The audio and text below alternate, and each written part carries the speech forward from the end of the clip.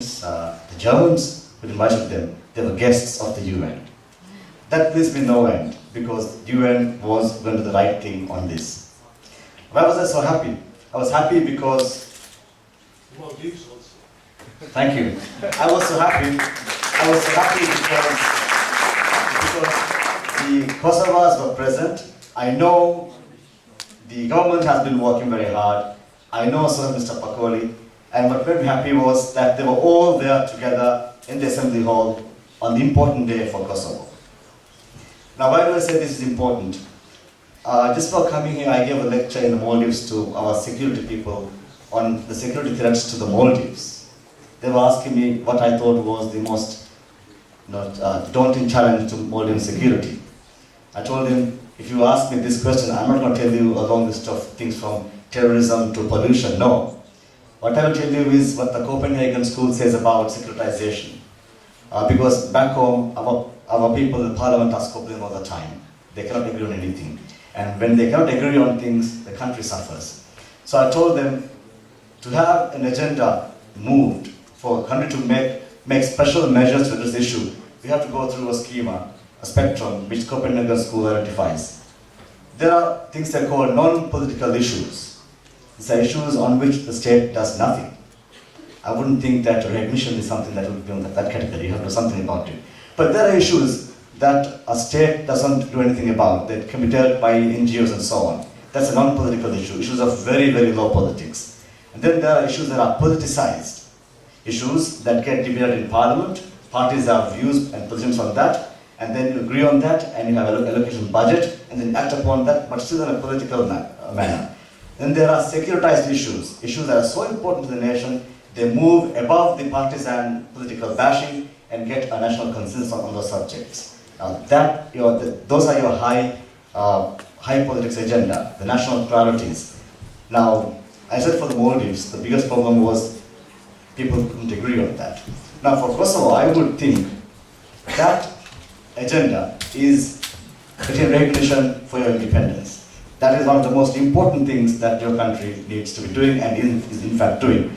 So I would hope and like to see a situation in which there is agreement amongst all politicians on what's to be done, and they do it together in terms of getting recognition. Now, I'm in a profession called diplomacy, and we are often maligned for a number of reasons. People think we travel abroad, stay in hotels, drink alcohol and party and go home and do nothing. That's one way of looking at it. But no, we actually have a lot of work to do. And nothing is more important than meeting people, spending time with them, and building a personal relationship.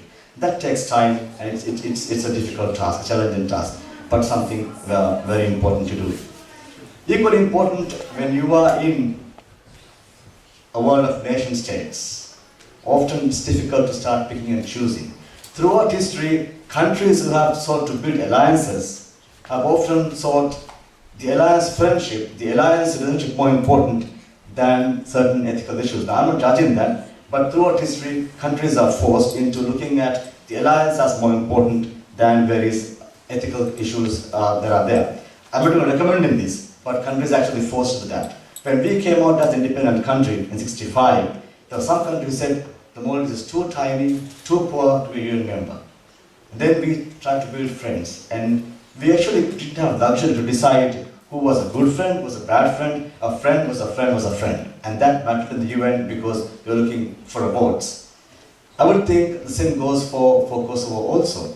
It would be important that you sought every friend. Of course, if you get Russia and China, I would have thought that perhaps the world had moved on a long way. But then I think they really hadn't paid much attention to what's been happening. And then I noticed that last year at the Assembly, Mr. Pakol and his friends spent a lot of time with Libyan delegation. And importantly so, because Libya was the president of the General Assembly last year. It was the Libyan president of the General Assembly who refused to throw out the Kosovo delegation from the Assembly floor this year. So my point here is, everything is connected. It's really important that we get as many friends as we can from the world community to support us. And a country like Libya, has a lot of following in and influence in the African continent. And right now, the most difficult countries for Kosovo are in the African continent. I'll give you a sample. I will not mention names here. But some countries think Belgrade of today is Belgrade of Tito. They haven't heard that he's passed away.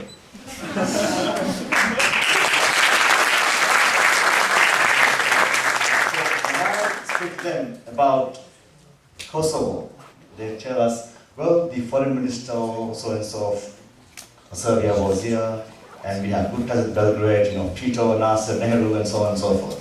I tell them the world has moved on a little bit, and then we move on, and then with other issues. Of course, mind you, for any country, recognizing another country is a serious matter.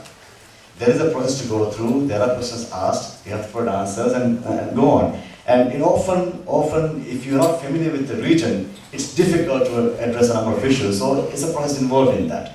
But when a country thinks that Tito is still, running Belgrade and that none of that movement is based around Yugoslavia, then of course you have a lot of work to do to get them to the 21st century.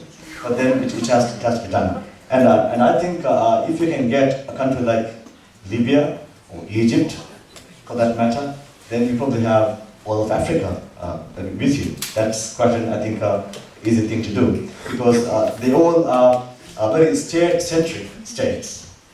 We in the Maldives, we think state-centrism is over. We have to look at duties beyond borders, friends across continents, and so on. So we look at human rights as an important dimension.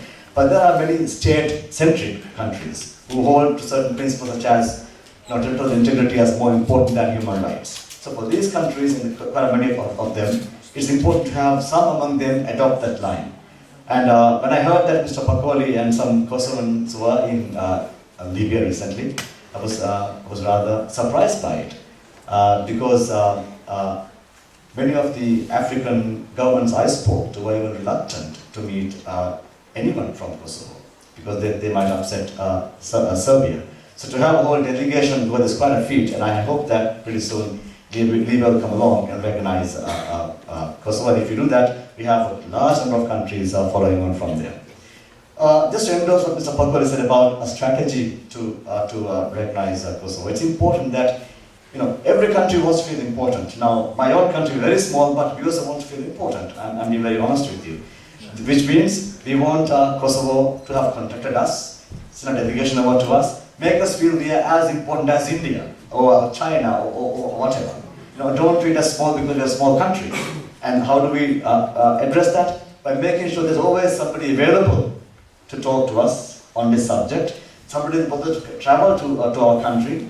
It's difficult to get there, but in any case, travel to our country and sit with us with as much speed as you might go to Moscow or Tokyo or Beijing or wherever. Because you won't say all are equal, so why treat Maldives as second-class country if you want our vote, if you want us to recognize you. So it's important that each country is treated as a separate country of sufficient weight, and that the strategy is also designed to meet the country's own situation. Now, so in some countries, it can be a one-person decision, which can be very easy. In most countries, you have plural decision-making structure. You have to find, you have to convince different competing factions. Now, in the Caribbean, I think thanks very much to the work Mr. Pakoli did. I think Assad and Pakoli met some 43 delegations in UN recently. A large number of them have decided to come along, but they wanted a common decision to come along, but a couple are holding back. And one country, I think the reason is, one of the factions involved in this isn't yet quite sure to get there. So what is required is a very close engagement by Kosovo in these countries, talking to different factions, different politicians, and getting there. I know for a fact there is a country in the Southeast Asian Pacific region who have decided to recognize Kosovo. The government has done so, but they need someone to lobby for them in their own parliament. And they are asking for a delegation from Kosovo to be there to do that. That means they need to go there. So in other words, you have to have enough people working on this and have enough time spent abroad in these countries to do that. To get to Kiribati from here will take you 3 days. I actually have to go there from here, but I'm refused to go because it's such a daunting task to get there. But that's the thing you're supposed to do. take 3-4 days traveling outbound, jet lag is there of course to harass you, and then spend time with them, talk to them, convince them, meet their people with different thoughts, get back to wherever you are in 3-4 days, get out again. If you travel in Africa, it can be even much more difficult to go from one African country to another country and get back to Lisbon or London or Paris or someplace. The transport networks work like that. So the time is that. So in other words, getting recognition while is an important issue requires a lot of time to spend abroad. And mind you, you're competing with a bigger country, a bigger neighbor, more resourceful, I suppose, more experienced, and has a bigger network. So you have to do double the time, double the work to get there. But I think for Kosovo it's very, very vitally important that the time is spent, the resources is spent, energy is spent on getting those recognitions. And I think any time and effort spent on that would be very, very, very important. Let me also tell you why the Maldives have recognized Kosovo. We are also pursuing our national interest. That's what all states do. And we have been, I personally have been watching these events in Kosovo for a long time, from the early 1990s. At the UN, we were proposing a resolution which called for small state security. We were asking the UN to help when a small state is threatened. If the UN can't help, ask regional bodies to help. So NATO's action to defend Kosovo was something we welcomed. But some of our neighbors told us, no, it's wrong because the UN was bypassed. We said, no, UN is too slow to act. So while the UN is trying to act, somebody else must act. The failure to do so would be Rwanda, where 500,000 died before the world would even move to the first stage. So we have been following our national interest in supporting Kosovo since that time. And when you declared independence, we immediately moved to do so. Of course, my party and I were in the opposition at that time. We came to power 10 months later, and we immediately set the process rolling to recognize Kosovo, and we did so on the first anniversary of your independence. Now, I've gone on for very long. I know it's a long, long day for you, but I'm quite willing to answer any questions you may have of me or what I said, or anything that's been left unsaid. But just before I close, you will see in the next few weeks all key politicians going from house to house, shaking hands, talking to people to win votes. Now, when you want to win the votes in the UN, that's what you want to see as well. Your countrymen, your leaders going door to door, country to country, shaking hands with us, spending time with us, and getting those votes. A similar sort of thing. Thank you very much.